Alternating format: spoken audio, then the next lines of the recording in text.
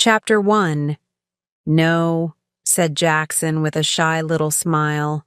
I'm sorry, I won't play hide and seek. It was Christmas Eve, and there were 14 of us in the house. We had had a good dinner, and we were all in the mood for fun and games. All, that is, except Jackson. When somebody suggested hide and seek, there were loud shouts of agreement. Jackson's refusal was the only one. It was not like Jackson to refuse to play a game.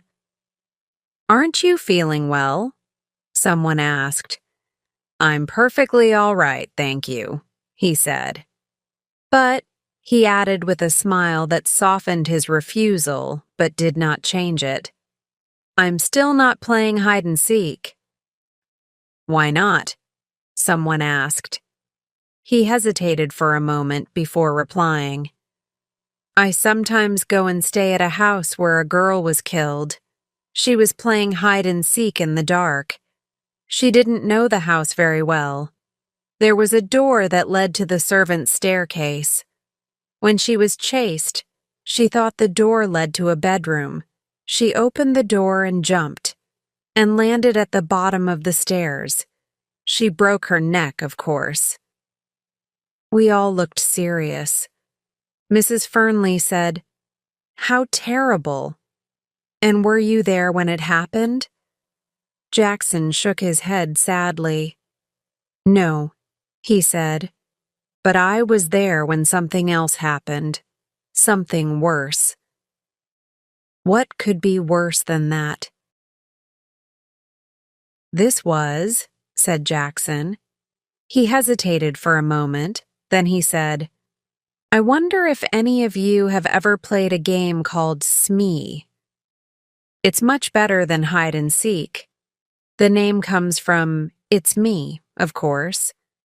Perhaps you'd like to play it instead of hide and seek. Let me tell you the rules of the game. Every player is given a sheet of paper. All the sheets except one are blank. On the last sheet of paper is written Smee.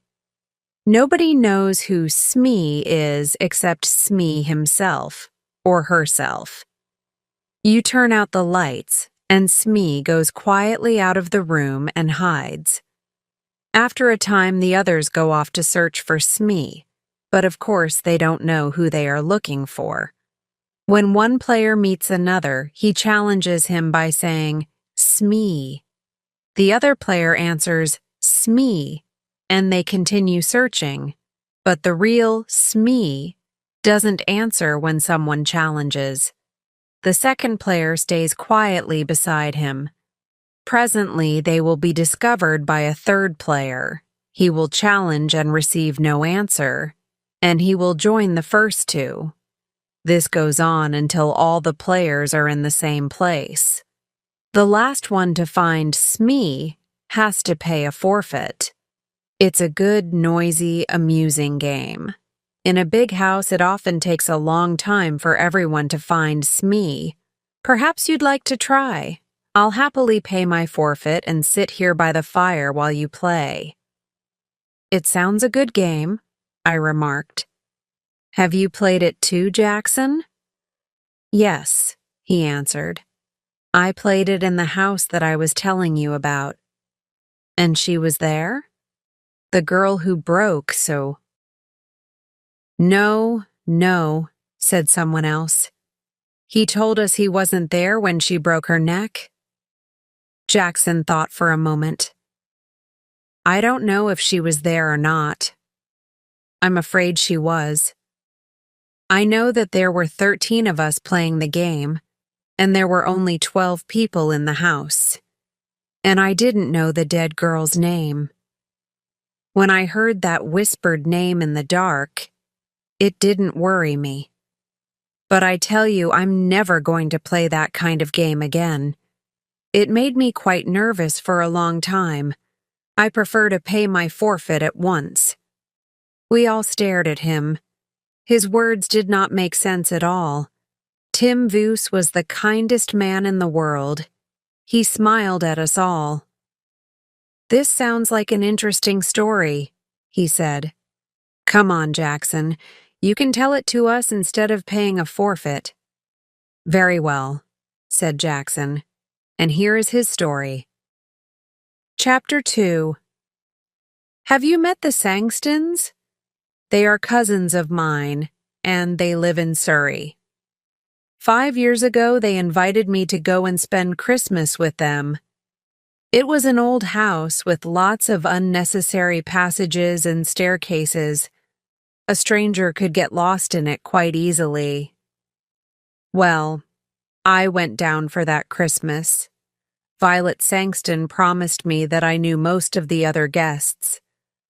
Unfortunately, I couldn't get away from my job until Christmas Eve. All the other guests had arrived there the previous day. I was the last to arrive, and I was only just in time for dinner. I said hello to everyone I knew, and Violet Sangston introduced me to the people I didn't know. Then it was time to go in to dinner. That is perhaps why I didn't hear the name of a tall, dark-haired, handsome girl whom I hadn't met before. Everyone was in rather a hurry, and I am always bad at catching people's names. She looked cold and clever. She didn't look at all friendly, but she looked interesting, and I wondered who she was. I didn't ask, because I was sure that someone would speak to her by name during the meal. Unluckily, however, I was a long way from her at the table. I was sitting next to Mrs. Gorman, and as usual, Mrs. Gorman was being very bright and amusing. Her conversation is always worth listening to, and I completely forgot to ask the name of the dark, proud girl. There were 12 of us, including the Sangstons themselves. We were all young, or trying to be young. Jack and Violet Sangston were the oldest, and their 17-year-old son Reggie was the youngest. It was Reggie who suggested Smee when the talk turned to games. He told us the rules of the game, just as I've described them to you. Jack Sangston warned us all. If you are going to play games in the dark, he said, please be careful of the back stairs on the first floor. A door leads to them, and I've often thought about taking the door off. In the dark, a stranger to the house could think they were walking into a room. A girl really did break her neck on those stairs. I asked how it happened. It was about 10 years ago before we came here. There was a party and they were playing hide and seek. This girl was looking for somewhere to hide. She heard somebody coming and ran along the passage to get away. She opened the door, thinking it led to a bedroom. She planned to hide in there until the seeker had gone. Unfortunately, it was the door that led to the back stairs. She fell straight down to the bottom of the stairs. She was dead when they picked her up. We all promised to be careful. Mrs. Gorman even made a little joke about living to be 90. You see, none of us had known the poor girl, and we did not want to feel sad on Christmas Eve. Well, we all started the game immediately after dinner. Young Reggie Sangston went round making sure all the lights were off, except the ones in the servants' rooms and in the sitting room where we were. We then prepared 12 sheets of paper. 11 of them were blank, and one of them had Smee written on it. Reggie mixed them all up, then we each took one. The person who got the paper with Smee on it had to hide. I looked at mine and saw that it was blank. A moment later, all the electric lights went out. In the darkness, I heard someone moving very quietly to the door. After a minute, somebody blew a whistle, and we all rushed to the door. I had no idea who was Smee. For 5 or 10 minutes, we were all rushing up and down passages and in and out of rooms, challenging each other and answering, "Smee? Smee? After a while, the noise died down, and I guessed that someone had found Smee. After a time, I found a group of people all sitting on some narrow stairs. I challenged and received no answer. So Smee was there. I hurriedly joined the group. Presently, 2 more players arrived. Each one was hurrying to avoid being last. Jack Sangston was last and was given a forfeit. "I think we're all here now, aren't we?" he remarked. He lit a match, looked up the staircase, and began to count. 9, 10, 11, 12, 13, he said, and then laughed. "That's silly. There's one too many." The match went out, and he lit another and began to count. He got as far as 12. Then he looked puzzled. "There are 13 people here," he said. "I haven't counted myself yet." "Oh, nonsense," I laughed. "You probably began with yourself, and now you want to count yourself twice." His son took out his electric torch. It gave a better light than the matches, and we all began to count. Of course there were 12 of us. Jack laughed. "Well," he said, "I was sure I counted 13 twice." From halfway up the stairs, Violet Sangston spoke nervously. "I thought there was somebody sitting 2 steps above me. Have you moved, Captain Ransom?" The captain said that he hadn't. "But I thought there was somebody sitting between Mrs. Sangston and me." Just for a moment, there was an uncomfortable something in the air. A cold finger seemed to touch us all. For a moment, we all felt that something odd and unpleasant had just happened, and was likely to happen again. Then we laughed at ourselves, and at each other, and we felt normal again. There were only 12 of us, and that was that. Still laughing, we marched back to the sitting room to begin again. Chapter 3. This time I was Smee. Violet Sangston found me while I was searching for a hiding place. That game didn't last long. Soon there were 12 people, and the game was over. Violet felt cold and wanted her jacket. Her husband went up to their bedroom to fetch it. As soon as he'd gone, Reggie touched me on the arm. He was looking pale and sick. "Quick," he whispered. "I've got to talk to you. Something horrible has happened." We went into the breakfast room. "What's the matter?" I asked. "I don't know. You were Smee last time, weren't you?" "Well, of course I didn't know who Smee was. While Mother and the others ran to the west side of the house and found you, I went east. There's a deep clothes cupboard in my bedroom. It looked like a good hiding place. I thought that perhaps Smee might be there. I opened the door in the dark and touched somebody's hand. "Smee?" I whispered. There was no answer. I thought I'd found Smee. Well, I don't understand it, but I suddenly had a strange, cold feeling. I can't describe it, but I felt that something was wrong.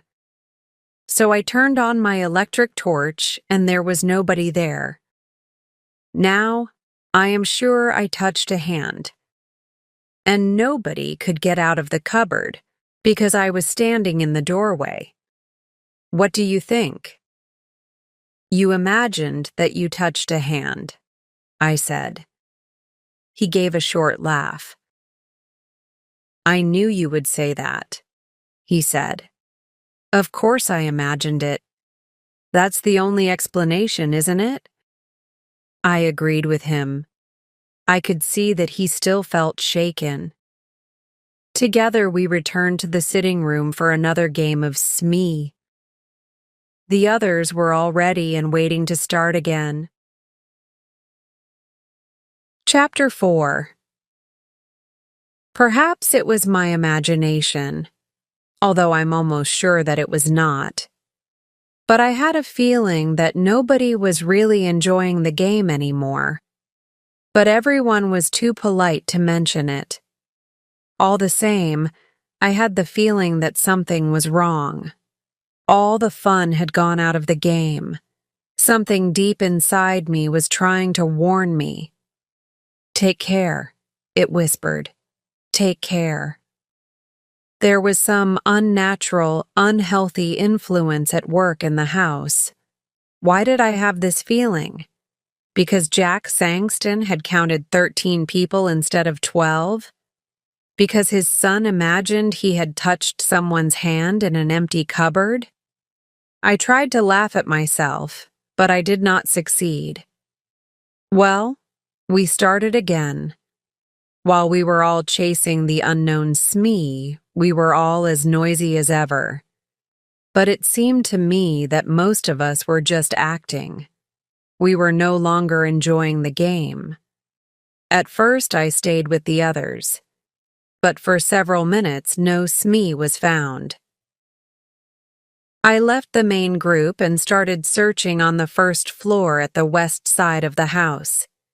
And there, while I was feeling my way along, I bumped into a pair of human knees.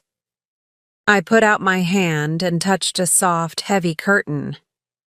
Then I knew where I was. There were tall, deep windows, with window seats at the end of the passage. The curtains reached to the ground. Somebody was sitting in a corner of one of the window seats behind a curtain. "Aha!" I thought. "I've caught Smee!" So I pulled the curtain to one side and touched a woman's arm. It was a dark, moonless night outside. I couldn't see the woman sitting in the corner of the window seat. "Smee?" I whispered. There was no answer. When Smee is challenged, he, or she, does not answer. So I sat down beside her to wait for the others. Then I whispered, "What's your name?" And out of the darkness beside me the whisper came, "Brenda Ford." Chapter 5. I did not know the name, but I guessed at once who she was. I knew every girl in the house by name except one, and that was the tall, pale, dark girl. So here she was, sitting beside me on the window seat, shut in between a heavy curtain and a window. I was beginning to enjoy the game. I wondered if she was enjoying it too. I whispered one or two rather ordinary questions to her and received no answer. Smee is a game of silence. It is a rule of the game that Smee and the person or persons who have found Smee have to keep quiet. This, of course, makes it harder for the others to find them. But there was nobody else about. I wondered, therefore, why she was insisting on silence. I spoke again and got no answer. I began to feel a little annoyed. Perhaps she is one of those cold, clever girls who have a poor opinion of all men, I thought.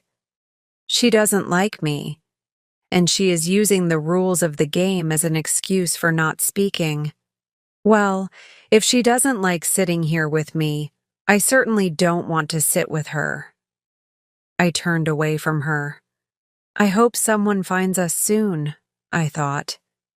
As I sat there, I realized that I disliked sitting beside this girl very much indeed. That was strange. The girl I had seen at dinner had seemed likable in a cold kind of way. I noticed her and wanted to know more about her. But now I felt really uncomfortable beside her. The feeling of something wrong, Something unnatural was growing. I remembered touching her arm, and I trembled with horror. I wanted to jump up and run away. I prayed that someone else would come along soon. Just then I heard light footsteps in the passage. Somebody on the other side of the curtain brushed against my knees. The curtain moved to one side, and a woman's hand touched my shoulder. "Smee?" whispered a voice that I recognized at once. It was Mrs. Gorman. Of course she received no answer. She came and sat down beside me, and at once I felt very much better. "It's Tony Jackson, isn't it?" she whispered. "Yes," I whispered back. "You're not Smee, are you?" "No, she's on my other side." She reached out across me. I heard her fingernails scratch a woman's silk dress. "Hello, Smee. How are you? Who are you? Oh, is it against the rules to talk? Never mind, Tony. We'll break the rules. Do you know, Tony, this game is beginning to annoy me a little. I hope they aren't going to play it all evening. I'd like to play a nice quiet game, all together beside a warm fire." "Me too," I agreed. "Can't you suggest something to them? There's something rather unhealthy about this particular game. I'm sure I'm being very silly, but I can't get rid of the idea that we've got an extra player, somebody who ought not to be here at all." That was exactly how I felt, but I didn't say so.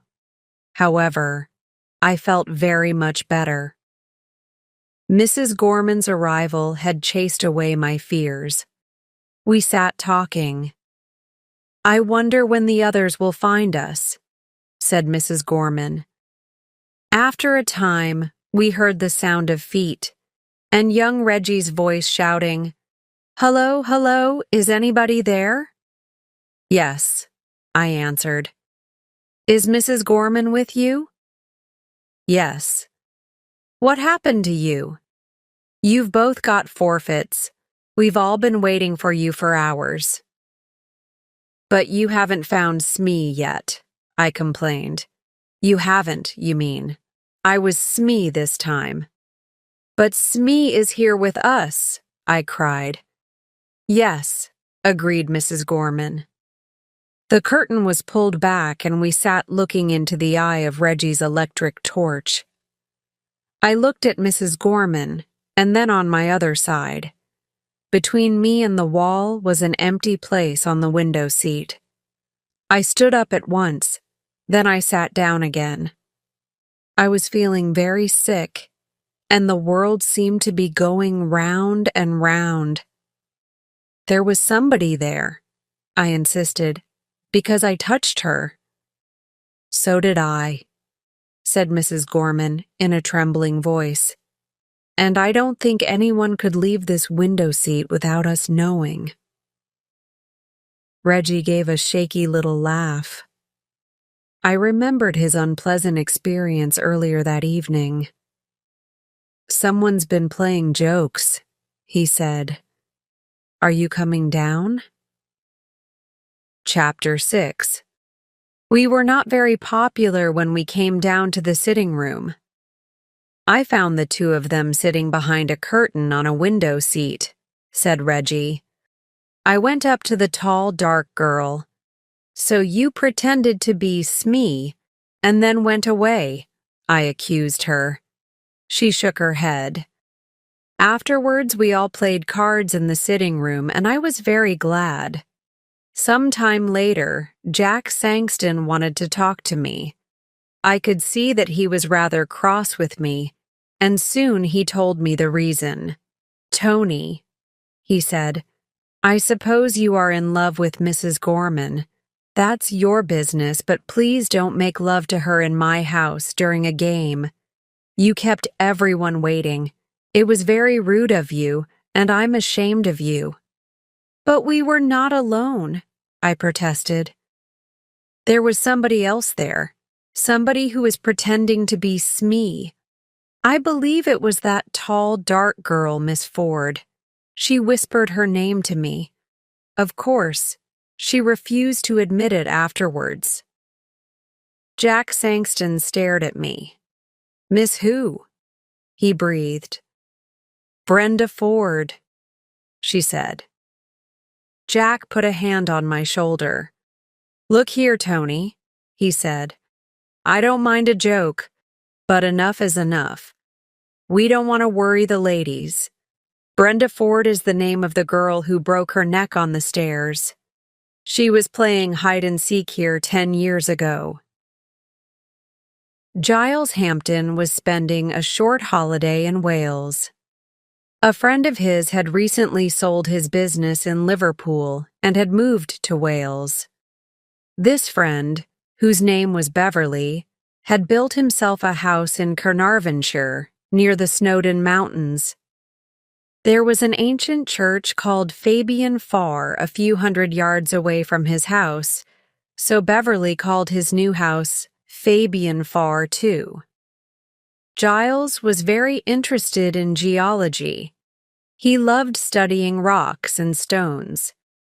Since that part of Wales is of particular interest to the geologist, Giles was very glad indeed to receive Beverly's invitation to visit him. Giles arrived at Fabian Far on the evening of October 10th. The house was very modern and extremely comfortable. It stood between the mountains and the Conway Valley. A few hundred yards behind the house lay the steep, rocky mountains. The weather was fine, and for the first week of his stay, Giles went with Beverly on several short geological expeditions.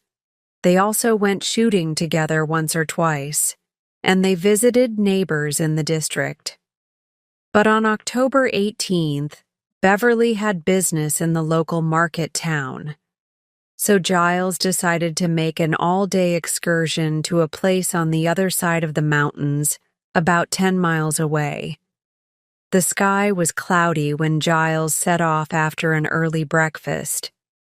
In his bag were his sandwiches and his geological hammers, and information from Beverly's servant Perry about his route across the mountains. It was after 12 o'clock when Giles arrived and began unpacking his hammers. The sun had come out, and he was hot, tired, and uncomfortable. But he soon forgot his discomfort when he examined the many interesting rocks. It was 3:30 before he had finished. He packed his hammers and notebook away in his bag again and started on the journey back to Fabian Far. By this time, the sky was cloudy again. As he walked along, light rain began to fall. Then, as he climbed higher, a thick, damp mist came down and covered everything. Soon the mist grew thicker, and he could see only a few feet in front of him. On his earlier journey across the mountains, Giles had looked out for landmarks: a waterfall, an old tree, a small lake. He thought these would help him to find his way back to Fabian Far. But in the mist, everything looked strange and different. Soon he crossed a stream which he did not recognize. Then he knew that he had taken the wrong path. For nearly half a mile, he went back the way he had come, only to become more lost and confused than before. This is no good, he thought. He sat down for a few moments to consider his position. The thought of a cold, uncomfortable night alone on the hillside did not particularly worry him. But he knew that Beverly would be very anxious. Giles did not want to worry his friend. He'll come out to search for me, thought Giles, and bring the neighbors too. I can't let him organize a search party. I really can't. Suddenly, he heard the sound of footsteps on the hillside above him. He shouted, and a voice answered him in Welsh. From out of the mist came an old man with a huge dog by his side. Although the man was old, he stood straight and tall. He wore a heavy cloak of dark cloth that came down to his ankles. He wore no hat, and his hair was long and white. His big red face shone with kindness. The old man spoke again in Welsh. Giles made signs to show that he did not understand. The old man smiled kindly. "I'm lost," said Giles, making more signs. "I want to go to Fabian Far." The old man seemed to understand. "Fabian Far," he repeated several times and smiled again. Then he felt inside his long cloak and pulled out a map. He spread the map out on a stone in front of him. Beverly's new house was not, of course, on the map, but the church of Fabian Far was clearly shown. With his thin old hand, the stranger pointed to a place on the map. He spoke again in Welsh, then pointed again. "He is telling me that we are here," said Giles to himself. Then the old man pointed out the path that Giles must take to reach Fabian Far. He did this 3 times, to make sure that Giles understood. Then he pushed the map into Giles's hands. Giles tried to refuse this gift, but the old man only laughed and smiled. Giles thanked him warmly and pushed the map into his coat pocket. Then he set out along the path that the old man had shown him. After a few steps, he turned. He saw a shape through the mist, standing and watching him.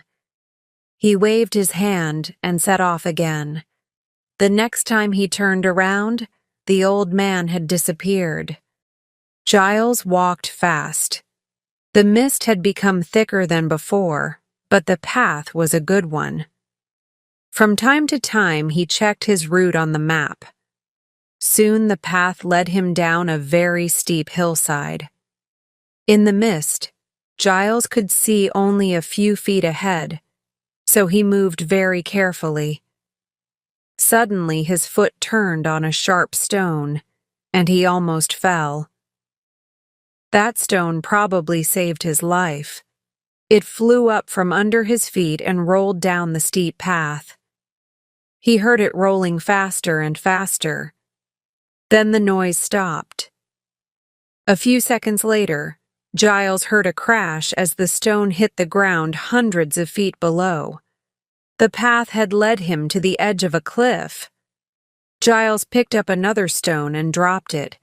Again he heard the distant crash as it fell over the cliff. He looked at the map again.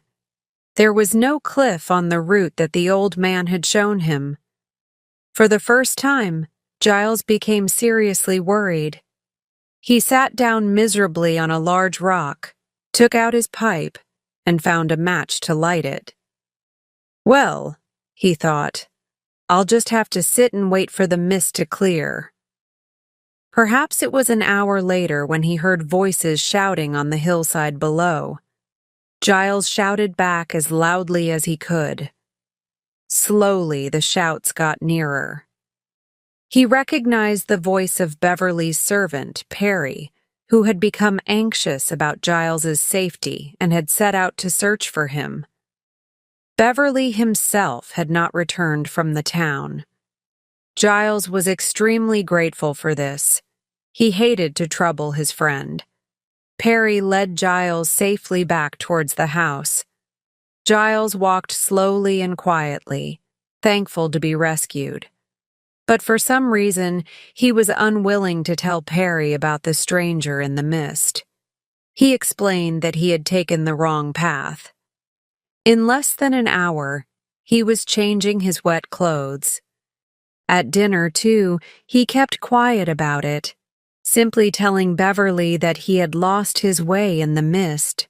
"I suppose I took the wrong path," he said, "and I found myself at the edge of a cliff." "You had a very lucky escape," said Beverly. There have been some nasty accidents in these hills. A man was killed about 4 years ago. I believe he was found at the bottom of the same cliff. That was before I came here, of course." He turned to his servant. "I'm sure you remember the accident, Perry," he said. "Am I right? Was it the same place?" "It certainly was, sir," said the servant. "It was a gentleman from London. They buried him in the churchyard here. I was working for Captain Trevor at that time. He let us all go to the burial. Mr. Roberts buried him and prayed over the grave. It was all in the local newspaper. I kept the newspaper. It was the Carnarvon and District News. I'll fetch it if you like, sir." "That's a good idea, Perry," said his master. In a few minutes, Perry returned with an old newspaper. Beverly read the report aloud. Early on Wednesday morning, the body of a young man. A doctor examined the body and decided that the man had been dead for several hours. The unfortunate man was Mr. John Stevenson, a young lawyer from London. Mr. Stevenson had been on holiday in Wales, and he had been exploring our beautiful mountains and valleys. When he did not return to his hotel in the evening, Captain Trevor, a local man, bravely organized a search party. Unfortunately, the thick mist made their work more difficult. It appears that the dead man took the wrong path in the mist and fell over the cliff, hitting the sharp rocks below. In the dead man's pocket was a copy of a very old, out-of-date map. It showed a long disused path over the hill. Of course, as everyone in the district knows, the path was destroyed many years ago by the Great Landslide. That was a terrible disaster which carried away a large part of the hillside. The sad death of Mr. Stevenson should be a warning to everyone. Never depend on an out-of-date map. A modern, accurate map of the district is available from the offices of this newspaper. Price, 9 pence. When Giles heard about the out-of-date map in the dead man's pocket, he was very excited. He told Beverly the whole story of the stranger in the mist. Beverly was very interested. "Do you remember anything about a map, Perry?" he asked his servant. "I certainly do, sir," said Perry. "It was a very old map. Mr. Roberts still has it, I believe." "Then will you please send a message to Mr. Roberts for me?" said Beverly. "Give him my best wishes and ask him to come and have coffee with us. And ask him to bring the old map with him, please." Perry hurried away to carry out his master's orders. "I have the map that the old man gave me today," said Giles. "It is still in my coat pocket. I'll go and get it." He fetched the map and spread it out on the table. The two men studied it carefully. In the mist, Giles had not noticed anything strange about the map. But in the brightly lit dining room, the map looked very unusual indeed. It was on thick paper that looked yellow with age. The writing was very old, with long SS that looked like FS. "Look at that," said Beverly, pointing to some writing at the bottom of the map. "Madog ap Rhys, 1707. Just then, Mr. Roberts arrived. He listened carefully to Giles's story. Then he took a map out of his pocket. It was exactly like the map that lay on the table. "I've always wondered how the dead man got that map," he said. "It's very unusual. There is only one other copy, and that's in the museum in Caernarvon." "And who was Madog ap Rhys?" asked Giles. "He was a rather strange, lonely old man," said Mr. Roberts. He lived alone on the hillside and spent most of his time praying. He died in 1720. Of course, that was before the landslide destroyed the path to Adwy Year Arion.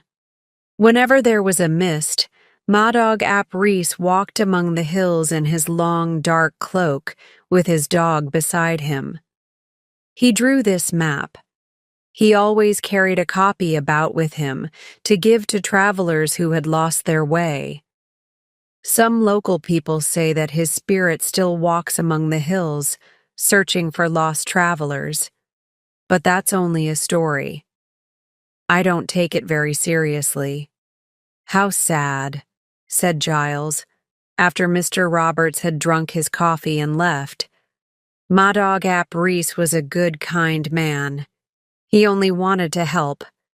But he led poor Stevenson to his death, and he almost killed me.